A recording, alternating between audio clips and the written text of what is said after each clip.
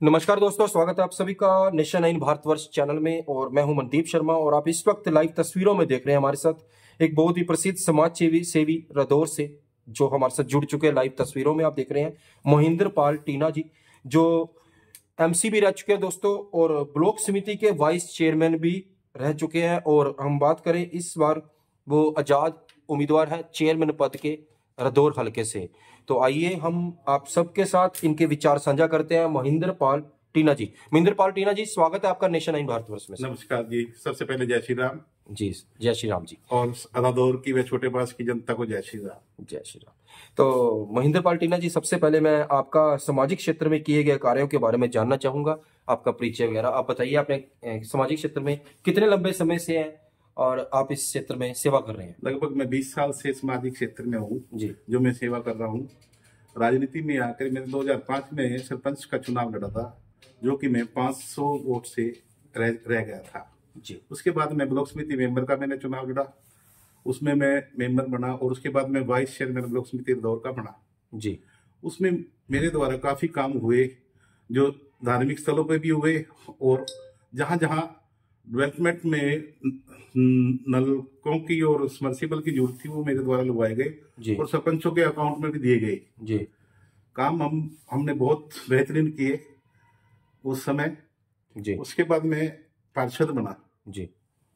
तो पार्षद बन के मैंने अपनी जो वार्ड था उसको चमकाया और उसके साथ ही जी मैंने अपनी गलियां, नालियां, सीवरेज व्यवस्था सब सही रखी जी, मजबूत बनाई और अपने वार्ड के काम एक नंबर पे हुए।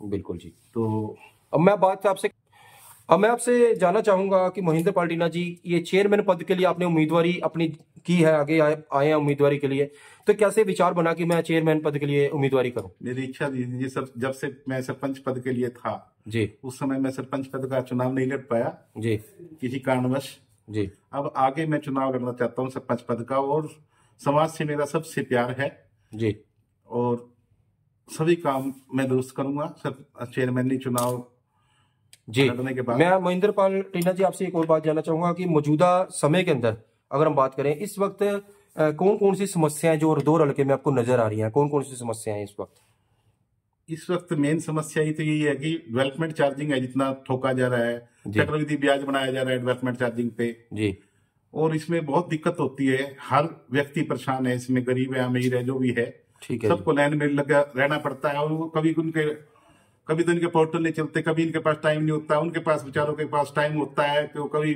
फेरी लगाने जा रहा है, कोई अपनी दुकानदारी में व्यस्त है, उनके पास बहुत कम समय होता है बेचारों के पास। रदौर हल्के में इस वक्त सफाई व्यवस्था की क्या पोजीशन है, अगर पूरे सफाई व्यवस्था की बात की जाए? सफाई व्यवस्था में दिक्कत है जी, काफी जगह दिक्कत है, सफाई कर्मचारी कम है जी। अच्छा, जिसकी संख्या बढ़ाई जाए। और पानी और बिजली की क्या सिस्टम है, क्या इस टाइम पोजीशन है रदौर हल्के में पानी और बिजली का को लेकर? पानी एक तो निकासी नहीं हो पा रही जी, पानी की तो बात ये है, काफी जगह सीवरेज दबने हैं, वो नहीं दबाए गए आज तक। इतनी बार हम नगर पालिका में सेक्रेटरी को मौके भी दिखा लिए सर, कैमरा में जैसे छोटा बांस है जी, छोटे बांस में भी दिक्कत है, रदौर में भी दिक्कत तो है जी, पानी की निकासी नहीं होती और जल भराव हो जाता है खड़ा, जब भी कोई छोटी ही बरसात होती है उसके अंदर ही जल भराव हो जाता है, काफी दिन तक वहां से कचरा नहीं निकल पाता, जिन लोगों के ऊपर बीमारियों की ज्यादा दिक्कत आ जाती है। रदौर हल्के में बच्चों की एजुकेशन को लेकर क्या पोजीशन है इस टाइम? एजुकेशन सही ढंग से है या स्कूलों की कंडीशन कैसी है, सरकारी स्कूलों की अगर मैं बात करूं रदौर हल्के की? जी, स्कूल व्यवस्था कैसी है, पोजीशन बच्चों की जो स्कूल है सरकारी स्कूल व्यवस्था के अंदर प्राइमरी शिक्षा का जहाँ स्कूल है उसको 10वीं या 12वीं तक का किया जाए जी, ताकि हमारे बच्चे बाहर जाके जाने की बजाय यहीं की यहीं अपनी पढ़ाई संपूर्ण कर सकें। जी, बिल्कुल ठीक बात है आपकी।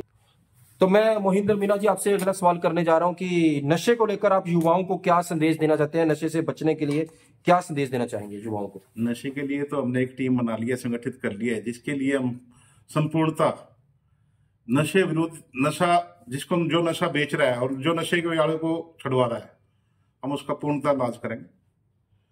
और दूसरी बात, किसके घर एक बच्चा है वो नशे में लिप्त हो गया और ना उसकी नस्ल रहेगी ना वो फसल रहेगी, कितने बच्चे मारे गए, हमारे दौर में इतनी क्षति हुई कि उसको हम दोहरा नहीं सकते जी। इतना नुकसान हुआ। जो माँ बाप हैं वो अपने माथे पे हाथ रख के बैठे रहते हैं और सोचते हैं कि हमारे पास एक ही औलाद थी, वो भी हमारे हाथ से निकल गई। जिसकी नस्ल खराब होगी उसकी तो फसल भी खराब होगी, उसके तो परिवार में कुछ भी नहीं रहा, तो जिंदगी खराब होगी उनके बच्चों। बिल्कुल सही बात है उनकी। जी जी। अगर हम बात करें नशे से बचने के लिए, आप जो युवा है वो नशे की आदत में ना पड़े, तो आप उनको क्या सलाह देना चाहेंगे अपनी तरफ से? एकेडमी बनाएंगे जी हम अपनी स्पोर्ट्स की, उसके अंदर फ्री शिक्षा देंगे उनको, उनके अंदर बुलाया करेंगे। हम सबसे पहले स्पोर्ट्समैन रहे और खेलों कूदों को प्रोत्साहन देंगे। हाँ जी, उसमें उनका समय बीतेगा, इधर से उधर ध्यान नहीं जाएगा। सबसे ज्यादा तो मोबाइलों पे ध्यान जाता है, फिर उसके बाद नशे में चले जाते हैं, वहां से नई नई टेक्निक सीख जाते हैं। मोहिंदर पाल जी, हम बात करते हैं बुढ़ापा पेंशन को लेकर। आपके यहाँ पर बुढ़ापा पेंशन और बात करते हैं प्रधानमंत्री आवास योजना की, तो प्रधानमंत्री आवास योजना के तहत आपके इस रदौर हल्के में बहुत सारे लोगों को अभी भी इस योजना का लाभ नहीं मिल पाया है। उसके पीछे क्या कारण है? कारण ये है जी, कोई सुनवाई नहीं हुई आज तक। जो हमारा पहले चेयरमैन बना था उन्होंने आज तक कोई बात ही नहीं करी इसके बारे में। मीटिंग होती थी, एजेंडे में कोई ना कोई दूसरा बात टांग डाल देता था। जब भी मीटिंग में जाता है कोई चाय कोड़े खाने थोड़ी जाते हैं जी हम वहाँ। सबसे मेन बात है मुद्दे की। मुद्दा यही है कि जो गरीब लोग हैं उनको कॉलोनियां, उनका आवास आप क्लियर करके देख लो। कहीं से भी दलित बस्तियां हैं जितने, किसी के अंदर भी कोई कॉलोनी नहीं कटी हुई। 100 गज के प्लाट उनको देने चाहिए। मैं जहां भी रहता हूँ नजदीक मेरे दलित बस्तियां भी है, सारी भाईचारा है। कहीं भी दलित बस्ती में कोई कॉलोनी नहीं काट रखे उन्होंने, उनको रास्ता ही नहीं देता कोई भी वहां अफसर या बाबू। कारण आ जाना कलाना पोर्टल में आपका नाम नहीं आया, ऊपर जाओ एडीसी ऑफिस जाओ, वहां तक कौन जाएगा?